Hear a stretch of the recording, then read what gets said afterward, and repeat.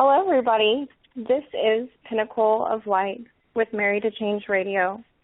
Today we are talking about Toltec wisdom, and we have a special guest, Rahelio Rodriguez, and we will be discussing some of the things that are sacred and going into different topics. He is a tour in Sedona, Arizona, and an amazing shamanic healer. Rahelio, are you on? Are you ready? You there? I am here. Hello, welcome. Thank you for joining us today. Thank you. I would like to have you expand on some of the sacred practices of your art and the things that a lot has been forgotten throughout the ages of what's been happening to a lot of the native cultures. And you came to mind because you do a lot of the sacred art. Can you tell people kind of what you do in Sedona and how you're related to the natives and that sort of thing? Yeah, sure. My ancestry comes out of Mexico. I was born in the United States, so I'm not from Mexico. I'm an American. But as we are at this time learning and putting together the pieces that describe our reality, many people are looking into many traditions, east, west, north, and south. And so many years ago, I began to search into my roots and began to look into wisdom from Mexico. I was fortunate to spend time with medicine people from all traditions, Tibetan Buddhist, yogis, medicine men from Indian elders, etc. So I was fortunate, but also in my own life experience, I had many experiences that jolted me in such a way where I had questions to ask and maybe nobody to really answer those questions. So I had to put a lot of that together myself. So I've assembled my own teachings. It's a synthesis of many teachings and distilling it down to the essence. So I don't speak for any group or anybody else, but for what I am aligned to. And today people are looking for so much teaching, and I just say you have to simplify it. Simplify it, and instead of learning more and more and more, which may be important for a while, we have to begin to master the basics: our breath, air, our connection to Mother Earth, the water we drink, our connection with the water energies, the fire, the sacred fire. So bringing it into a efficient and energetic wisdom that helps people to get grounded and centered in the here and now. Yeah, to be present, and wow. Yes, because today many people in searching for the truth are speaking of a transcendental wisdom, that the ego is not real, you're not real. Everything that is the creator. So dissolve yourself and be one with that. So before we can go to there, we have to be somebody. We have to be somebody before we can be selfless. It's hard to be selfless when we're trying to be somebody. And everybody is trying to be somebody, talking metaphysical, transcendental concepts, but we have to embody a foundation, a framework within our consciousness to allow us to be present and be grounded in the here and now, mastering this experience. Yeah, definitely. You're very grounding. You have so much grounding energy, and I feel like you have a lot of protective energy over the earth. And I was going to ask about, the four directions and how you were speaking about the elements and the different guardians and the different directions and how they kind of all go together, because you do sort of stuff with the stars and... Is there a commercial break? No, there's not a commercial break. We're having a couple of technical difficulties. But yeah, just the four directions and the elements and how that ties into, the four corners of the earth and the guardians and that sort of thing. Are there some sort of legends that tie in there? that you know of? Oh, yes. All people have legends and teachings about the guardians and about creation. All traditions speak of this. But if we look at it, what is the nature of sacred space? Because you are the embodiment, you are the reflection of the greater. So within your energy field, you're surrounded by the horizon. There are 4 gateways. East, which is the place of awakening because the sun rises there. The south is like a place of growth and healing because that's where the summertime and everything is rooting in and developing. It's like the place of the child. It's also the noonday sun is where we're mastering our physical world, building our foundations in the physical world. Then we got the west, which is the sunset. It's like a fall harvest. And then we're reflecting on the meaning of life and what we're harvesting, our inward, our understanding from it, looking inside of ourselves to find our heart. In the north, which is like the winter time, is like the midnight cycles when we're connecting to our spiritual wisdom nature. So, we have these directions that we are born at the center of this, in this time-space reality. And then there's the above and the below. So the above connects us to the transcendental, and the below grounds us into the Mother Earth. And so with this sacred space, it's an octahedron, 2 pyramids base to base. That defines our reality. That's in the center of what people call the Merkaba. It's the diamond mind. And so this projection from the exterior world is contained within us. So we hold the key to this space. And so we have to understand that we have to master our space. Wow. And when those connect, it sort of creates a sphere in which that's your vehicle. And that's like a spherical, like a soul. Yes, it's your soul vehicle. People call that the Merkaba, a star tetrahedron. It's not so much the star tetrahedron as it is inside the tetrahedron is the octahedron, is the diamond mind. It's cobalt blue. That's our vehicle that our soul moves through. Oh wow, that's very powerful. And it's very important that we do this. I think not only with our bodies but with the earth, because you work with a lot of the earth energy and the portals, and there's a lot of vortexes in your area. And why do you feel that they are important for us to, align ourselves within, but then how to connect it to the earth? Why is that important that we connect to the earth energies? That's a good question, and it's a good question because we're all relative. We're related to each other. Everything supports each other. There has to be a balance within the natural order of things if we are to maintain harmonious reality. And of course, human beings are living out of balance with the natural order of things. Yeah. So this creates cycles of rise of civilizations and fall of civilizations because the human beings are living out of harmony with the natural law. For instance, with what I do, one of the things I do is the sweat lodge ceremony. I work with the energy of the earth, the rock people, the water, the element of water, the sacred divine feminine, because the water nurtures us and sustains us, and all of life is sustained by the water. Right. The wind is our breath. We've got to connect with the breath. Without the breath, you can't live. So and that's in so many cultures, like Tai Chi as well. Yes, the breath is the key, and then the fire. So you have to work with those 4 elements to lay the foundation of the 4 directions, and that opens a gateway to the center, to the spirit principle. And so we are that. It is mirrored within us. We don't have to go looking for it, but it's always best when we go to a place of power, because it's like in the 70s, the Russians, which are currently in photography, from satellites mapped the crystal grid of the earth.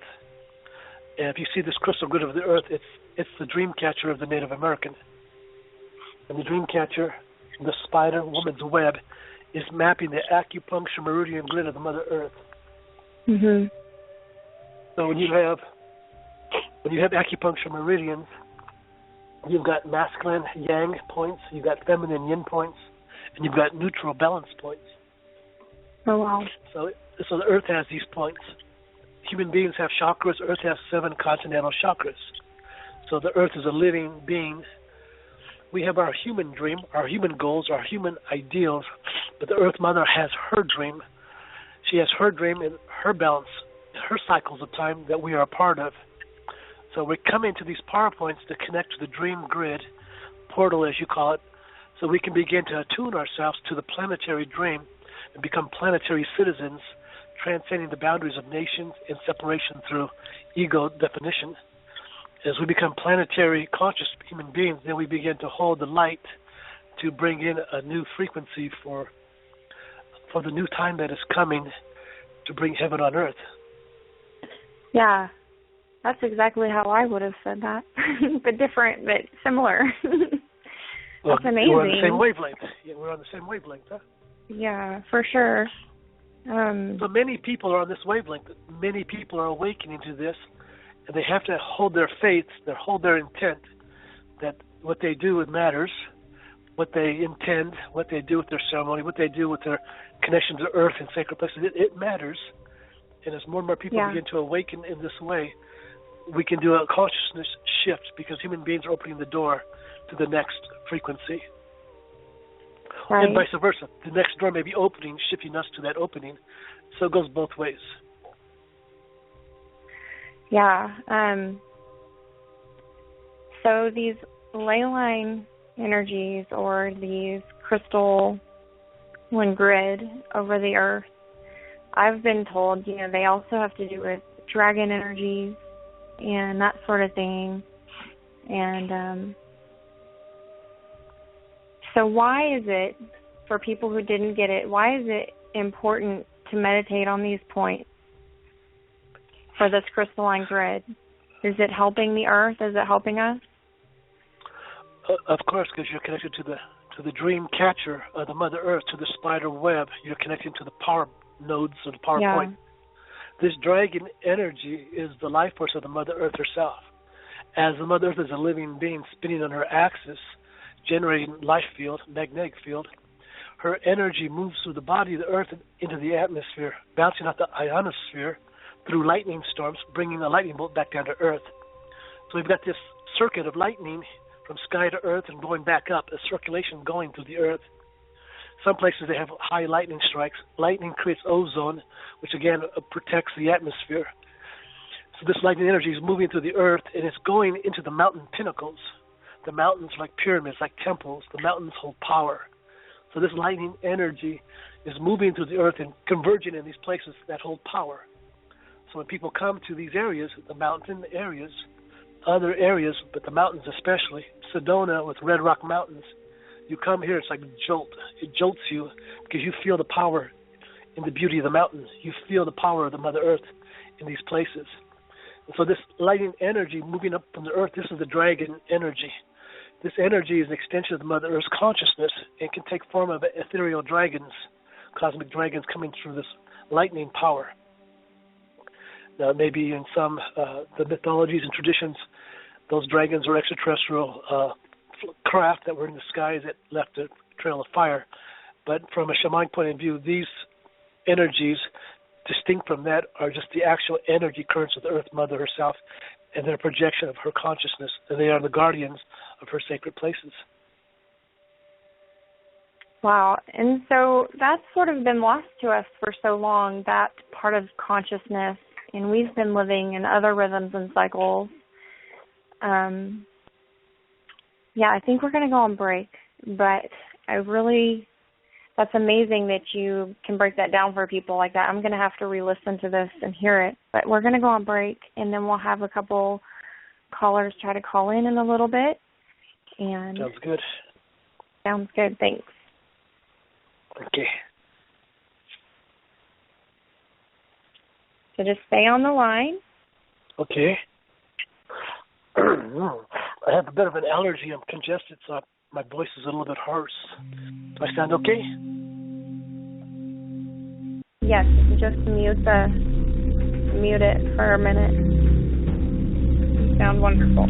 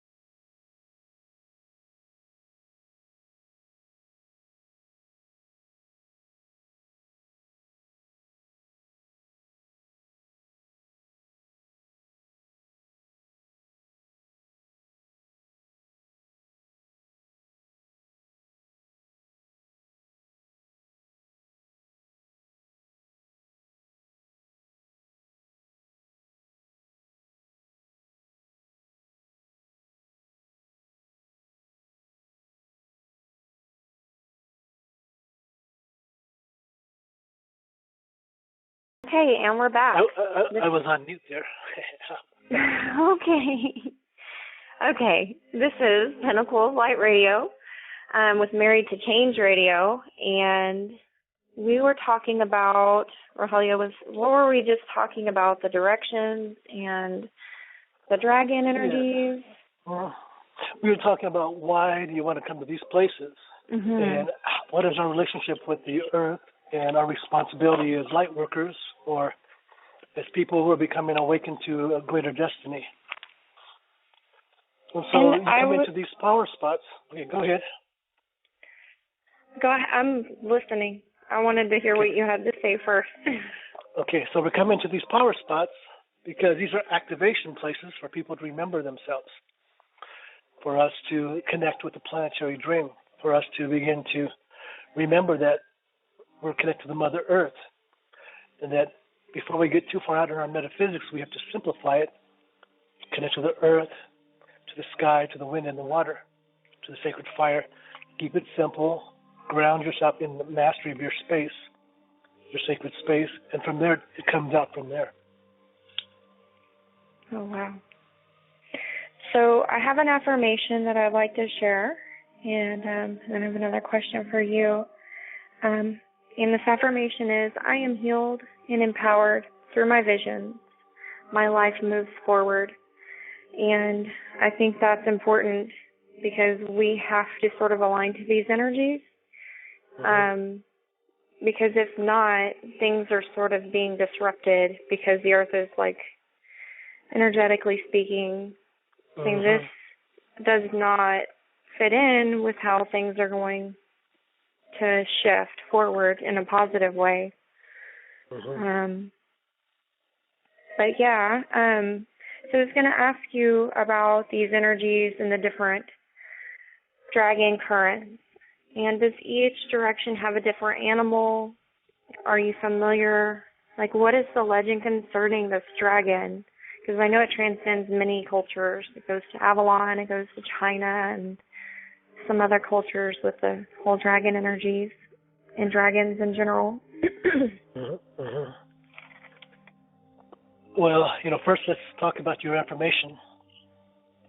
Affirmations are important and very beautiful things because it's not about our intention. Everybody talks about the power of intention. Intention has very little power because intention is in the future. And there's no power in the future. The power is in the now. So the word intention needs to be shifted to intent, how we master the use of our intent. What is now? I am that I am. I am in abundance. I am love. I am mastering my moment. And yet, if we have these affirmations, if they're not in alignment with your subconscious will block them. So lots of people are doing affirmations, but maybe not getting anywhere with them because the subconscious needs to be cleared. Subconscious programming needs to be cleared from limiting and negative belief systems. Now, people may say, I love myself and I accept myself, blah, blah, blah, but you look at their life and they're just not. They're overweight, they're stressed, they got all these things going on, all the while they're saying they love and accept themselves doing affirmations. So there's something deeper going on that's causing them to overeat, some other addictive behavior that's trying to fulfill a missing need. And that all goes back to being in balance with the power of love within us. So we start with the individual level. And, I'm not sure about the legends of the dragons and these things like that. People have a lot of ideas about that. All I'm saying is that the earth is a living being, the life force that moves through her being. Today they call that Schumann resonance. Excuse me, I'm a little bit having an allergy, so my voice is a little bit hard for me to talk, but the Schumann resonance is moving through the earth frequency. Scientists discovered it's the lightning hitting the earth, this circuit that moves between earth and sky. Schumann resonance has become popularized now. People are getting Schumann resonance grounding mats. They're getting into this idea of grounding. It's become a popular healing technique for sensitive people who are overexposed to EMF, electromagnetic frequencies that are harming their health. So working with Schumann resonance has become a really important remedy for many people. That's connecting to the earth energy. So, for example, to tap that energy, some of the shamanic people would dig a vision pit and go into the earth and spend a day to 3 or 4 days in the earth, in the vision pit, in the darkness. In the darkness, going into their dream mind and riding the wave like a surfer rides ocean waves, but riding the wave of the earth's energy currents. So that's why when I bring people to the land, I lay them down on the earth to plug them into the earth's energy currents, not just the gravity or the electromagnetism, but this human frequency, human resonance. And my goal is just to take people into a deeply relaxed state, meditative state, and just by bringing them to that place, that's where they align to the healing within them, because that which we're seeking is already within us. All we've got to do is plug into the battery of earth and sun, wind and water. Those elemental forces are the balancing of our energetic being. Yeah, that's very powerful. I was doing some studies on the Druids, and they have a very similar belief system as far as using the elements, what things are sacred, and the earth is sacred and has spirit force. The elements have the spirit force to them, and beings that preside over their realms and that sort of thing. From what I've experienced, I'm not speaking for you, but I know that I've experienced in my hikes and journeys watchers and guardians that protect areas of the earth, because it's very sacred. I think Sedona, there are a lot of sacred sites that sort of vibrate at a certain frequency, so it's good for them to go get the healing there. And the ancients used to do that as well. They migrated or pilgrimaged in certain areas that had higher volcanic leyline, like electromagnetic energies. Power places. Yeah. Yes, the medicine wheel, this is what we're talking about. We're talking about the sacred space around this. So like the East, we look at the power of the eagle as a guardian spirit of the East, bringing forth the radiance of the sun. The sun rises in the East. Before it rises, it's darkness, and then the dawning comes, and the light of the East awakens our mind, illuminates us. Is the eagle of the power that comes into our mind to awaken our mind. So the eagle power connects us to the wisdom of the sky. What happens when you're down on the land, you can't see the forest of the trees. We get stuck in things that block our vision. We can't see the whole picture. So the power of the eagle takes us into the sky perspective, that we can see the big picture, and the higher mind can begin to guide you. Because we have a lower mind and a higher mind. And so mostly we live in our lower mind, dealing with the rational world. But when we transcend the lower mind, the higher mind can then begin to show perspective and vision that is inaccessible to the average person. So when the ego power awakens, then it begins to show them glimpses of the greater. And so like the South, for the people of the northern plains, my teacher was Sun Bear. From that perspective, Coyote was the guardian power of the South. Coyote, and if you ever watched the cartoon Roadrunner and Coyote, that Roadrunner always had this innocence and purity about him. And the South is about the power of innocence and trust. But the Coyote was always scheming to catch the Roadrunner. And so the Roadrunner is our minds that have elaborate little schemes and plans, chasing after our hunger, our desires, our attachments. And like the clown that makes us laugh at its antics, the Coyote teaches us about our folly, human folly, that we can laugh at ourselves and not take ourselves too serious, because with Coyote medicine, quite often the joke is on you when you get too stuck in your seriousness, in your whatever you're not seeing as far as allowing people and yourself just to be who you are as human beings in your authenticity and in your innocence and your childlike, that trust. So the Coyote brings this reminder to laugh and to let it be what it is, as perfection in everything, so we don't got to force anything. We're like children coming to the mystery of the spirit. So Coyote has that power, and quite often it can play harsh tricks on you if you don't understand the nature between ego and soul. Yeah, that's what I was going to say, is the trickster is what I remembered from reading the Totem medicine on that. Sorry, go ahead. And so the West is the great grizzly bear. It's a very powerful being, the grizzly bear. If a bear wanted something, it would be very hard to stop that bear from getting that, whatever it desired. So the bear is a great spiritual guardian into the dream time. The bear hibernates and goes into the dream planes. So the bear is this power of turning within through hibernation, through the inner journey to go into the higher dimensions. The power of the bear. If you don't know what you want in life, if we think of the western direction corresponds to fall time. What is the sign of the zodiac in the fall time? It's Libra. Libra is about, what do you like? What do you like? Oh, I like this. Oh, I like that.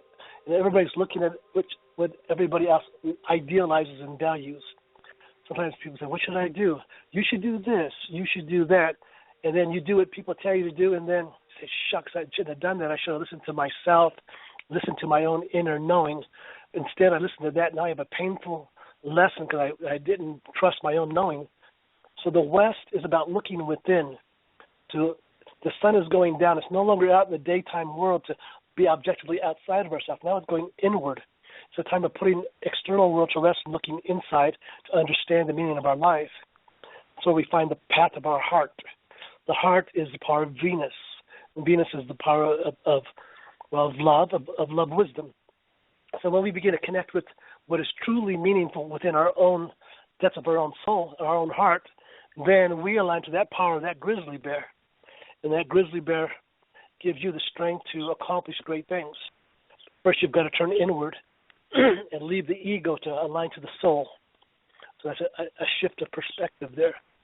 And then we go to the north, and the guardian there, again, this is for the northern people, this is the white buffalo. Because the buffalo, the Tonko Oyate, the buffalo people, the buffalo, the Great Spirit was gifting the people through the buffalo, because the people fed upon the buffalo. It sustained them. The hides, all that the buffalo represented was everything that sustained their lives. And so here the people were hunting and gathering what they needed through the buffalo, and it was the Great Spirit power coming through. And the north is this power of spiritual renewal. It's when we strip away the lesser identifications and align to the wisdom nature. Kind of like the north is like the winter time. It strips away the growth of the flowers and the green things of summertime. And everything, the water becomes cold and freezes, and the crystalline grid of the water shows that behind everything there's an intelligent design. That intelligent design is within us. And in this wisdom nature, this intelligence, that is who we are. We have to remember that by stripping away what we're not. I'm not this, I'm not that, I am that I am. This is my wisdom through my experience. So the north is the part of the elder who has experience and knows what is youthful foolishness, what is wishful thinking, what is delusional thinking, what is astral projected, but it's not tangible reality. So the wisdom nature is where we strip away all the fantasy and get down to what's really, really important. And so that's the white buffalo, who in the Lakota myth, or not the myth, the story, she came to the people, this goddess, and two warriors approached her, and one saw her beauty and desired her. The other went down on his knees and saw she was sacred and was very humble. It's a different versions of the story, but the one that desired her, she took him into her space, and after a cloud and I don't know what all happened around that, he was just a bunch of bones. There was a serpent crawling through him. So it transformed him through life and death of this goddess. She came to the people. They prepared a teepee for her, and she came and had counsel, and she gave those people their 7 rights and give them prophecy and work with the medicine pipe. So she gave the sign that when the white buffalo reappears, that the time of this spiritual cleansing and renewal period is coming upon the people to wake up and become strong spiritually, remember who you are, connect with your traditions. So we're in this time now because the white buffaloes have been born all over the country, and not just white buffaloes, but also every kind of animal. We're finding white ones appearing now. White deer, white skunk, white fox, you name it, you're starting to see white animals appearing, and this is a part of the prophecy. Yeah, and that's a very profound, I want you to expand on that when we come back. We're going to go on break. So I'm going to go on break now, and then we'll talk about the white buffalo and then maybe have a couple of callers.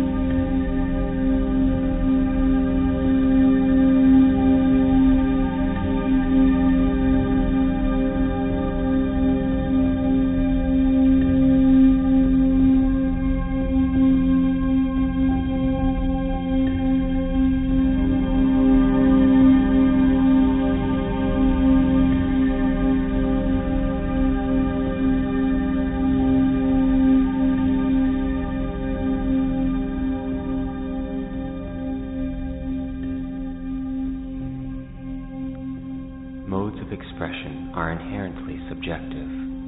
There are no thought forms or models of reality that can represent the entirety of the thing they attempt to describe. They are each finite and therefore incomplete.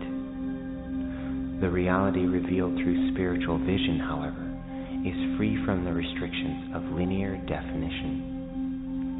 For truly objective awareness to be experienced, it must occur outside of time and the language structures bound to it. And while awareness is loosened and unencumbered by the syntax of temporality, expression can only be a reduction of the fullness being sensed.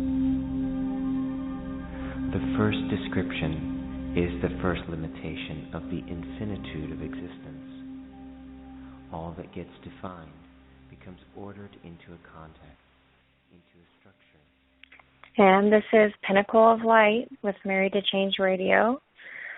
I am your host, Summer Walters, and we have a special guest, Rahelio Rodriguez, and he's teaching us a little bit about some sacred things that have been lost to the earth that are reemerging to preside over the earth.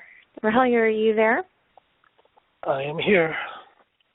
I wanted you to tell people briefly kind of what do you do with the land? You do tours and some other things, and I would like for you to tell people so that they can find you, just sort of how can they find you? Can they find you on your webpage and that sort of thing?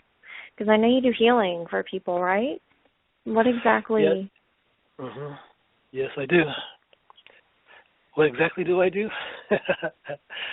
You know, exactly. I'm all about synergy.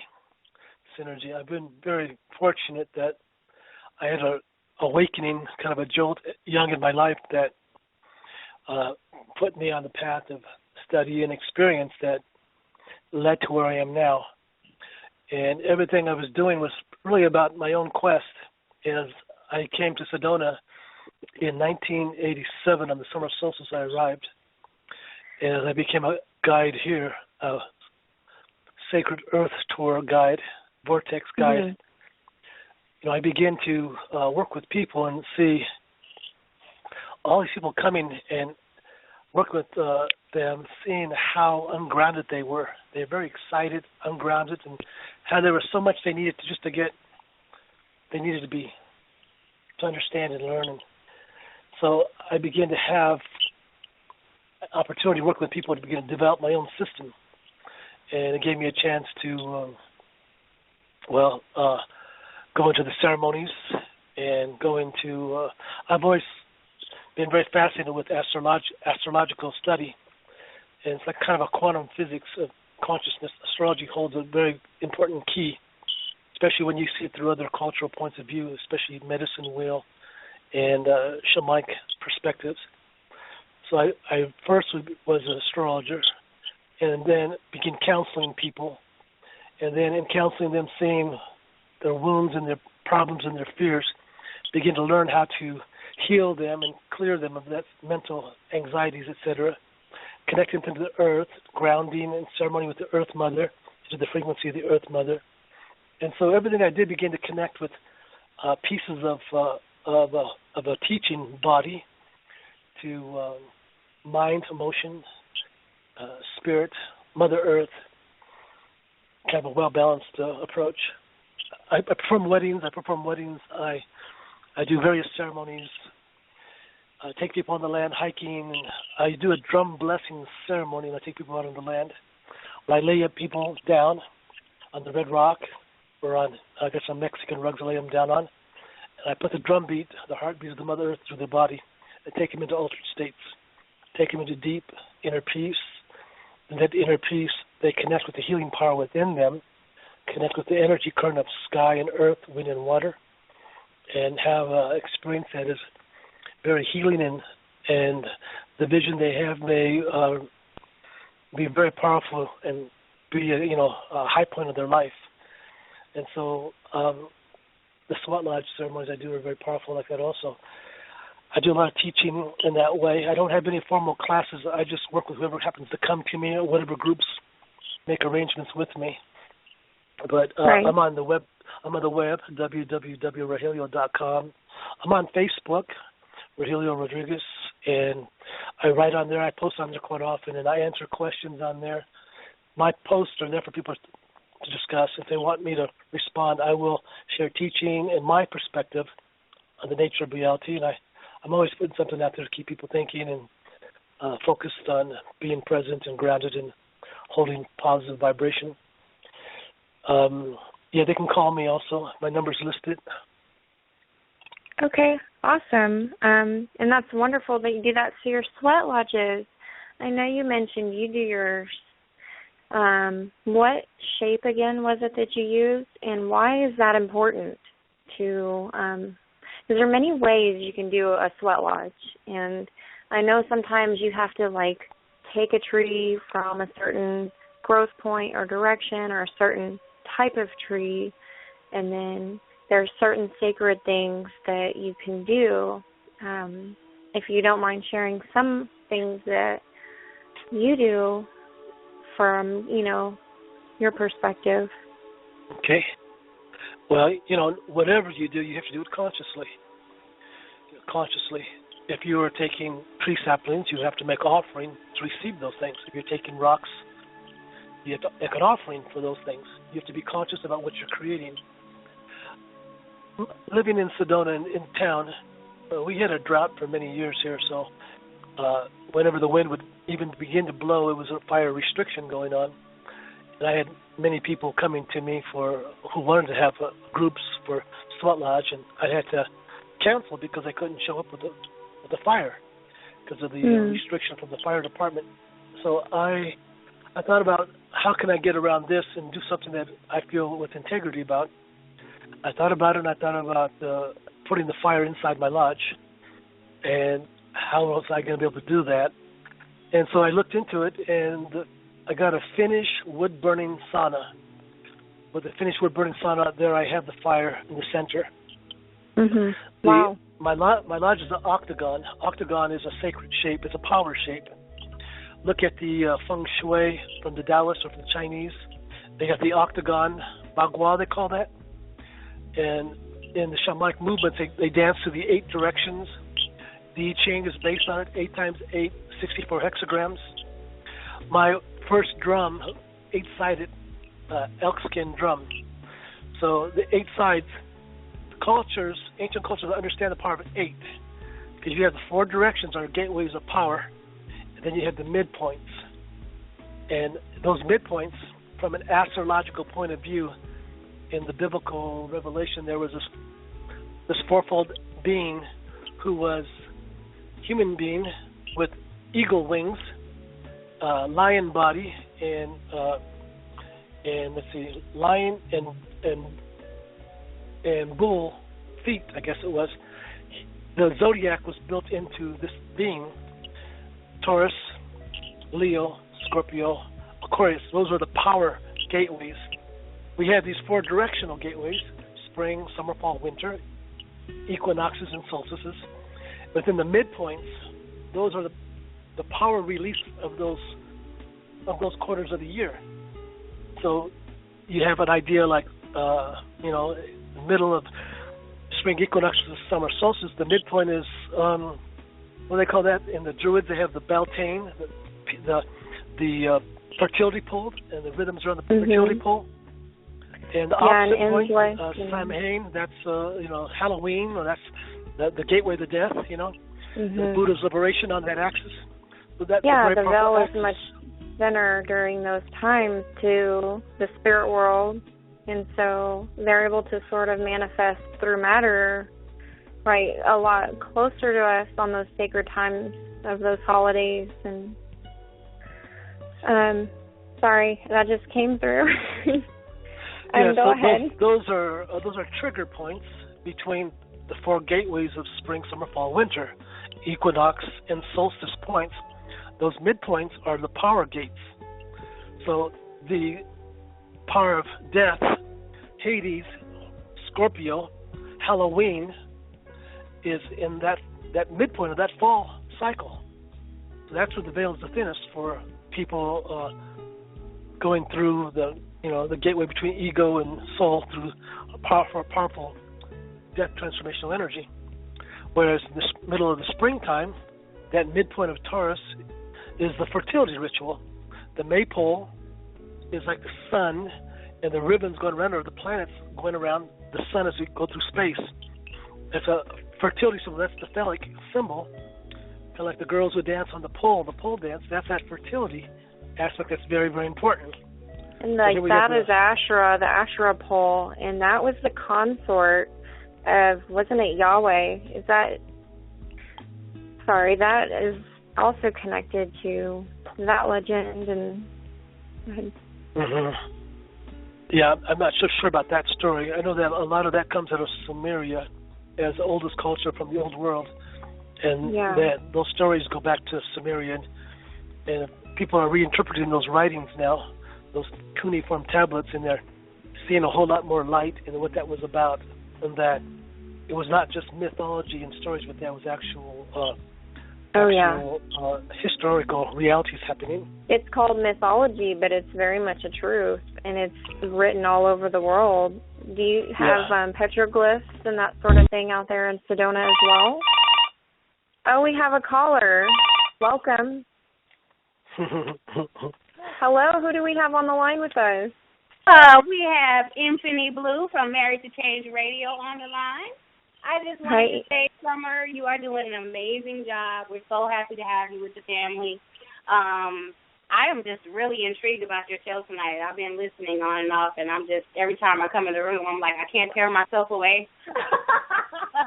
And so I'm trying to take care of my daughter at the same time, but I'm like, I got to get in on this good conversation. So I just want to let you guys know you're doing a wonderful job, and I love you so dearly. Keep shining. Thank you. Thank you. Okay. Okay, so we were talking about the stars, I believe, and what their purposes were around that. The stars? Yeah, were we talking about the stars and the alignments and how the ancients connected? Okay, let me take over from there. We have different frames of reference, and a lot of people have a lot of ideas around them, maybe not grounded in the truth of what it's about. Many people dispute the astrology of the West because of it doesn't align to the constellation of the stars. And what it's really about is it's really the Earth's orbit around the sun. The Earth's orbit around the sun creates our seasons. Everything is evolving through these seasons, so we have a psychological evolutionary journey as our Earth goes around the sun. This is what I mentioned about the four gateways of power, the midpoints of spring, summer, fall, and winter. Those midpoints and the four directions make the 8 gateways of power. My sweat lodge has 8-sided because it empowers this octagon dynamic, and so everything is manifesting through this energy frequency. As a professional astrologer, I'm a very good astrologer. And I understand these ideas of, harmonics, or what we call aspects. Whenever you have a 4-directional cross, you got 90 degrees. 4 times 90 is 360. That's the circle. And half of that would be 45 degrees. Whenever planets make relationships to each other, 45 or 90 or together or opposite, they trigger event orientation. Not always physical events, but psychological events. It triggers things to happen. So we know that this energy dynamic is very powerful. So you work with that dynamic when you do your ceremonies, and it gives more power to manifest through the energetic structure of that harmonic. Okay? Wow. Yeah. That's amazing. I'm going to have to listen to that over and over again to absorb it fully, because I don't think that way, and I think everybody is gifted, and I'm glad that you're very gifted with this tool to help so many people to see things from that perspective, because I know the ancients used, the stars, the seers, they would use the constellations. There are heavenly bodies. Why would we not pay attention to them? So they're definitely connected to us. Let me interject on that. We have, say, the 4 directions of the Great Pyramid. The 4 directions mastering these 4 directional teachings. Raising up to the 5th point, the Great Pyramid, you see the Great Pyramid there's 2 other pyramids there, another very large pyramid and a 3rd pyramid. Those 3 pyramids was discovered that those are mapping the belt star of the constellation Orion. And so the whole constellation of Orion is believed that it's laid down over the Gaza Plateau in Egypt, some of it covered by sand, and people say that they found it by sonars that they know that there's pyramids mapping all the stars. Well, we see this in Mexico, in Teotihuacan, Pyramid of the Sun and the Moon, and Temple of the Dead are mapping these three belt stars of Orion. And if you've seen pictures of the Great Pyramid of China, you have the same three pyramid structure in China. So here in Arizona, we have that same phenomenon. And not only the three belt stars, but the whole constellation of stars mapped by Orion is over northern Arizona. The three belt stars are the Hopi mesas, the settlements there. And each of the stars, Canyon de Chelly, some of these other sacred sites, are mapping the constellation of Orion. So the ancient people were guided by the star people who were extraterrestrial human beings who had relations to these star constellations and had understanding of this knowledge, as above, so below.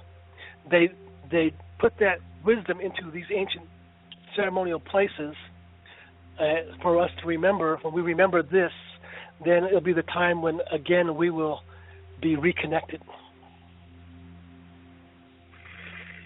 So that moves into, we're in the age of movement. I remember asking you a little bit about that before, and you seem to agree with that, and the Hopi prophecy and the golden age or that sort of thing, and those sort of all are aligning right now. Is that correct? Yes, or how would you... We are transitioning. We're transitioning between ages. Right. The Leyline, this is like you see the Toltec or the Aztec or Mayan calendar, the sun god, and there's 4 worlds around him. Leyline is the sun of movement. And we're moving from the sun of movement into the sun of flowers. And the sun of flowers represents a flowering of consciousness, a new age consciousness of love and wisdom. So we're in a transition period. And we have not ended the old world necessarily, although I would say that the 2012 winter solstice ending of the calendar marked the end of the momentum of the old world cycle. If you have a car going at a pretty good speed, runs out of gas, it just doesn't stop and it's over right there. But it takes a little while for that car to run out of momentum.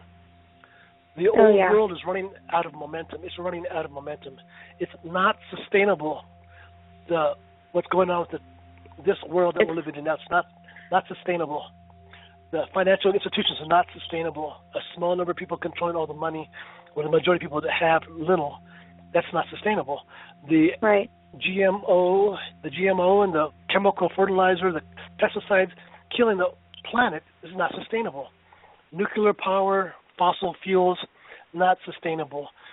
We're living in an artificial system that's not sustainable. It's going to have to come to an end. That can be a painful thing. This old cycle coming to an end, it creates a little apprehension and fear that people are going to face something they can't handle, because endings are always a little painful. And at the same time, this new cycle is being born. When did the new cycle begin? Well, the Toltec wisdom says in 1991, there was a solar eclipse that went over Mexico. I was there for that eclipse. It was the noonday sun. It was a black ball in the sky for 7 minutes. It was incredible to see that black sun. It's like nothing you've ever seen before, to see a total eclipse that lasts that long with the naked eye, and you're there. It's like it shifts everything. So that was the beginning of the sixth sun. The sixth sun was birthed at that time. And when was that again? That was in 1991, in August. And so the sixth sun was born at that time, beginning this new wave of consciousness coming in with that after the harmonic convergence of 1987. The harmonic convergence was based on the prophecy of Quetzalcoatl, the Toltec Lord of Light. So he left that prophecy, and by 91, the eclipse marked the beginning of this new cycle. The birth of the new cycle overlapping the declining of the old cycle. Or I should say the old cycle is still peaking, and now that 2012 has hit, is now declining, and the new cycle is taking momentum. 2012 is a tipping point between the two world cycles. And so now everything's quickening, and we've got to make these changes if we want to move into this future in a sustainable way. Right. So I completely agree. A Toltec perspective, we say by 2021, we'll have to have made these significant shifts if we're going to be around on this planet. Yeah, there have been some in a good way.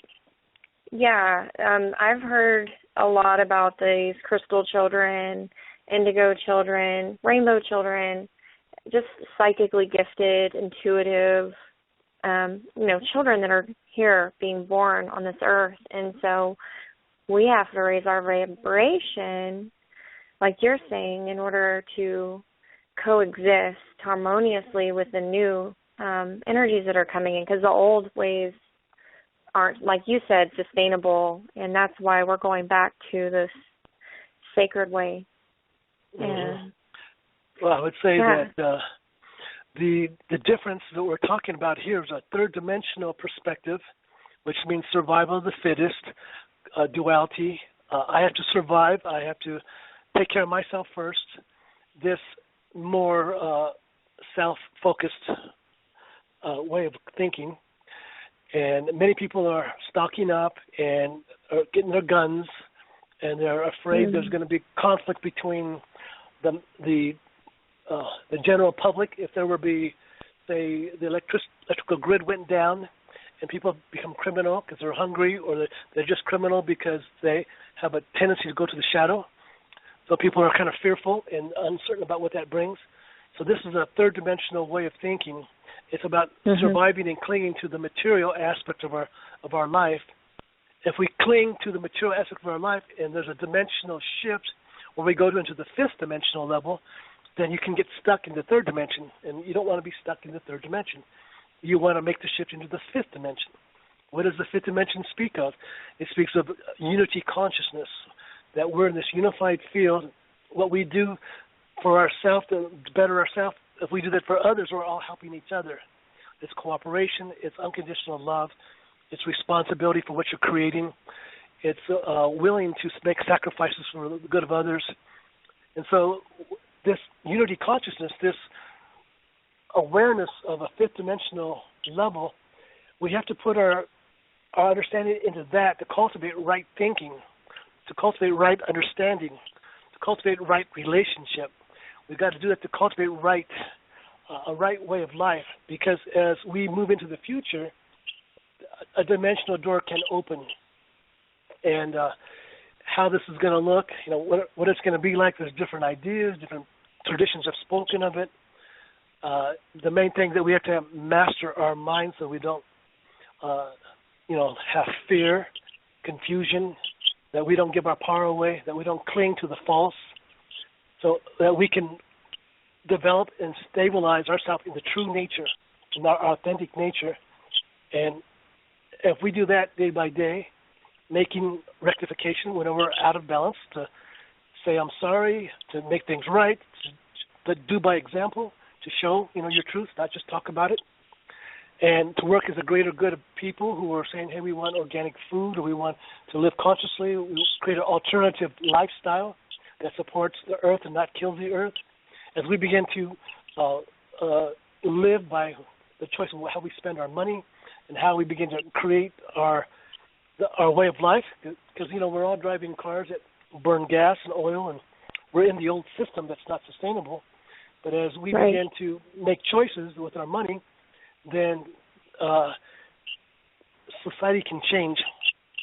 Because if the polar caps are melting, and the majority of the population of the world lives on the coastlines, and the ocean becomes agitated, you can see there can be a reduction of people on the planet very easily.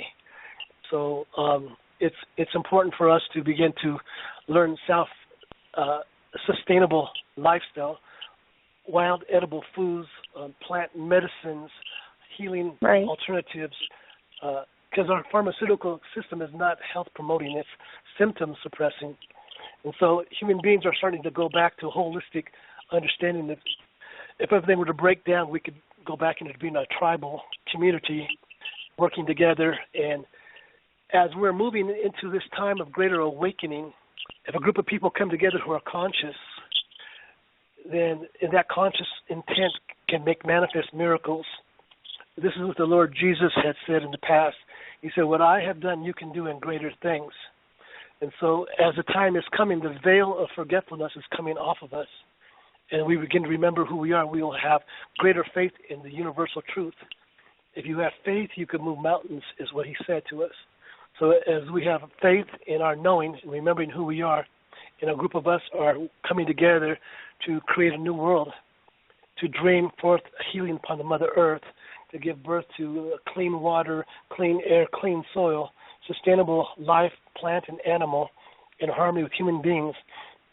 We are in this time of dreaming, the doorway open to this new world. And this is the prophecy of the Rainbow Warriors, that people of all nations, all colors coming together with one truth. And that's love and truth for the greater good. All of us are part of the greater good. Ahu. Blessings. Thank you so much for being with us today. And I know many people are honored that you took time out of your day to come do this. I wasn't saying goodbye, but is the show over? Or I wasn't meaning to say goodbye. Okay, good. And the show is now over. And goodbye, and thank you for coming on. Thank you.